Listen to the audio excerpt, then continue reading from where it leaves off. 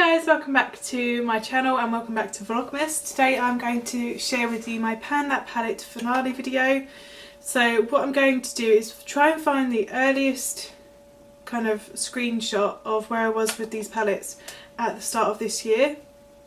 I believe the one for my Tartelette palette was taken from February, but it might have been filmed in January. So I'll start with my Tartelette palette and I'll insert a little screenshot of where I was, and then I'll show you where I'm at now. This is where I'm at with this palette now. So as you can see, I have 5 completely empty pans, and then I have pan on all of the other shades.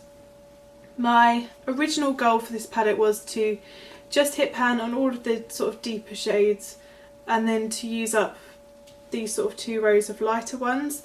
Unfortunately I didn't manage to finish up Natural Beauty. I just completely run out of time. I've said this before, but I can't quite believe how densely packed the eyeshadows are in here. There's 1.5 grams of product in each shade, and I just tend to be able to use up shimmers much quicker than mattes. I think it's just because it covers more of a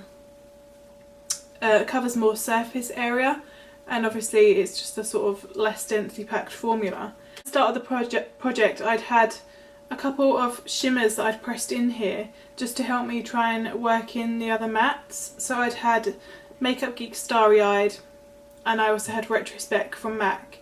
So those were the 2 shimmers that you could see in that little screenshot. I'm really happy with the progress I made on this palette. I wish I could have used up Natural Beauty, but I just got so sick and tired of wearing purple eyeshadow all the time. And I did sort of, in the last month, I have been just focusing on my Pan Those shadows instead. So this one has fallen by the wayside just a little bit. I have to admit I have got bored of this palette now, like panning it for so long.